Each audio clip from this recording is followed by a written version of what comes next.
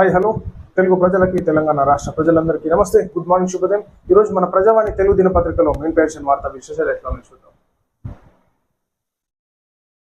జమ్మూ కాశ్మీర్కు రాష్ట్ర హోదా కల్పించాలి, మోడీకి ఖర్గే రాహుల్ విజ్ఞప్తి. పలు వివరాలతో సమగ్ర లేఖ, చట్టానికి డిమాండ్. పార్లమెంట్ సెషన్ నేపథ్యంలో రాజకీయ ప్రాధాన్యత. జమ్మూ కాశ్మీర్ కు పూర్తి స్థాయి రాష్ట్ర హోదా కల్పించాలని కాంగ్రెస్ నాయకులు మల్లికార్జున ఖర్గే, రాహుల్ గాంధీ ప్రధాని నరేంద్ర మోడీకి విజ్ఞప్తి చేశారు. ఈ మేరకు ఓ లేఖ పంపించారు. ఇది హోదా పునరుద్ధరణ అవుతుందని వివరించారు. 21 నుంచి ఆరంభమయ్యే పార్లమెంట్ వర్షాకాల సమావేశంలో కేంద్ర ప్రభుత్వం స్పందించాల్సి ఉంది. జమ్మూ కాశ్మీర్ కు రాష్ట్ర హోదా సంపూర్ణ స్థాయిలో దక్కేలా చేసేందుకు తగు బిల్లు తీసుకువచ్చి చట్టం రూపొందించాలని ఈ లేఖలో వీరిరువురు తెలిపారు. రాజ్యసభలో ప్రతిపక్ష నేతగా ఖర్గే, లోక్సభలో విపక్ష నేతగా రాహుల్ అన్నారు. బుధవారం వారు పంపించిన లేఖ రాజకీయ వర్గాల్లో చర్చనీయాంశంగా మారినట్టుగా మనం చూసుకోవచ్చు. అయితే జమ్మూ కాశ్మీర్ కి ప్రత్యేక హోదా కల్పించాలన్నట్టు మరి మల్లికార్జున ఖర్గే గారు, అదేవిధంగా రాహుల్ గాంధీ గారు డిమాండ్ చేయడం జరుగుతుంది. సో వర్షాకాల సమావేశం దాన్ని సక్సెస్ చేయాలి అన్నట్టు రాహుల్ గాంధీ గారు కోరడం జరిగింది. సో మరి అది ఏ విధంగా ముందుకు వెళ్తుందో చూడాలి. మరి నిర్ణయాలు ఏ విధంగా తీసుకుంటారో నరేంద్ర మోడీ గారు చూడాలి. తెలుగు రాష్ట్రాల జల వివాదాలకు చెక్. తెలుగు రాష్ట్రాల మధ్య జల వివాదాల పరిష్కారానికి అడుగు పడింది. చర్చల ద్వారా పరిష్కరించుకోవడం పాటు కమిటీ ఏర్పాటు చేసి ముందుకు సాగాలని నిర్ణయించారు. కేంద్ర జలశక్తి మంత్రిత్వ శాఖ ఆధ్వర్యంలో జరిగిన భేటీ సహృద్భావ వాతావరణంలో జరిగింది. జలశక్తి మంత్రి సిఆర్ పాటిల్ అధ్యక్షతన ఉన్నత స్థాయి సమావేశం జరిగింది. అయితే తొలి పంచాయతీ ఏం లేదు, సామరస్యంగా కూర్చొని మాట్లాడుకొని ఖతం చేసుకోవాలన్నట్టు డిసైడ్కి వచ్చారు అనమాట. ఎవరికి నష్టం జరగకుండా ఉంటే బాగుంటది. తాకలాటలు పెట్టుకొని తమాషాలు చూసుకొని ఈ పార్టీ ఆ నాయకులు ఈ నాయకులు అందరూ మొత్తం గతారు లేపేసి ఊరిపోగేసి మొత్తం లేపుతుంటారు. అట్లా కాకుండా ఇతర రాష్ట్రాల ప్రజలకి జనాభా ప్రాతిపదికన పాపులేషన్, వ్యవసాయ రంగానికి, తాగుకి, సాగునీరుకి ఇబ్బంది లేకుండా చూసుకోవాలి ఎవరు ఏదున్నా సరే.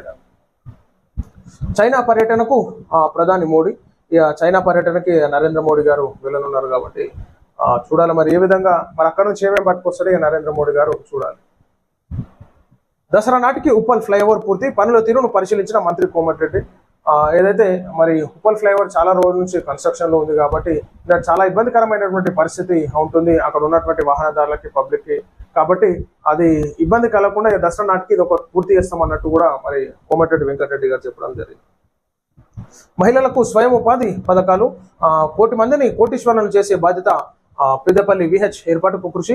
ఇందిరాశక్తి సంబురాల సభలో మంత్రి శ్రీధర్ మహిళలకు ఉపాధి కల్పించే కార్యక్రమాలు చేపట్టామని మంత్రి శ్రీధర్ బాబు తెలిపారు. మహిళలను కోటీశ్వరులను చేయాలన్నదే ఉద్దేశం. మరి ఇట్లా కోటీశ్వరులను ఎట్లా చేస్తారో చూడాలి. ఇబ్బంది పాలు మాత్రం చేయకుంటే బాగుంటుంది.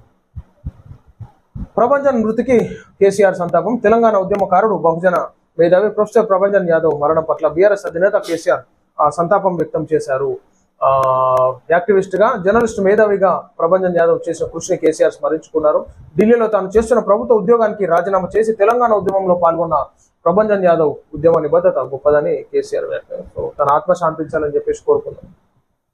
విద్యుత్ డిమాండ్ కు అనుగుణంగా సరఫరా చర్యలు తీసుకోవాలి డిప్యూటీ సీఎం బట్టి. ఖచ్చితంగా ఈనాడు ఇండస్ట్రీస్ పెరుగుతూ ఉన్నాయి, ఇల్లులు పెరుగుతున్నాయి, పాపులేషన్ పెరుగుతూ ఉంది. డిఫరెంట్ వేరే స్టేట్లకి ఇక్కడ వచ్చి జీవనోపాధి కొనసాగిస్తూ ఉన్నారు కాబట్టి ఖచ్చితంగా విద్యుత్ ఉత్పత్తి మెరుగుపరచాల్సిందిగా మన డిప్యూటీ సీఎం బట్టి విక్రమార్క కోరడం జరిగింది. కాళేశ్వరంలో అవినీతి జలగాలు, ఏసీబీ దాడులతో పట్టుబడుతున్న అధికారులు, అవినీతిపై దృష్టి సారించిన ఈడీ అంటారు. నేను వీళ్ళని పట్టుకుంటే అది మెయిన్ వాళ్ళని పట్టుకోవాలి, వీళ్ళని పట్టుకుంటారు కరెక్టే. కానీ ఎవరిని పట్టుకోకపోతే బాగుండదు కదా, ఎవరినో ఒకటి చూపించాలి. మరి మొత్తానికి పాకిస్తాన్లో భారీ వర్షాలు, వరదలు, మరో 24 మంది మృతి. పాకిస్తాన్లో భారీ వర్షాలతో వరదలు ముంచెత్తాయి.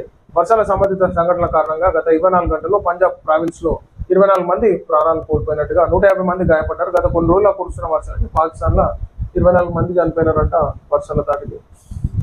టీజీబీజీకేఎస్ ఇన్ఛార్జ్ మాజీ మంత్రి కొప్పుల. కార్మిక సంఘం నుంచి కవితకు ఉద్వాసన. కేటీఆర్ తో సమావేశమైన సంఘ నేతలు. బీఆర్ఎస్ కు అనుబంధంగా కార్మిక సంఘం. ఉన్నత స్థాయి కమిటీ ఏర్పాటుకు అంగీకారం. సిఆర్ పాటిల్ అధ్యక్షతన ఇరు రాష్ట్రాల సీఎంల భేటీ. మొత్తానికైతే ఇక ఈ నీలపంచ చదువుకొద్దు బాగుండదు అన్నట్టుగా నిర్ణయాలు తీసుకోవడం జరిగింది అన్నమాట. సో ఇది ప్రజలను మనం చూస్తాం ఈరోజు మన ప్రజావాణి తెలుగు దినపత్రికలో మెయిన్ పేషన్ వార్తా విశేషాలు. నమస్తే.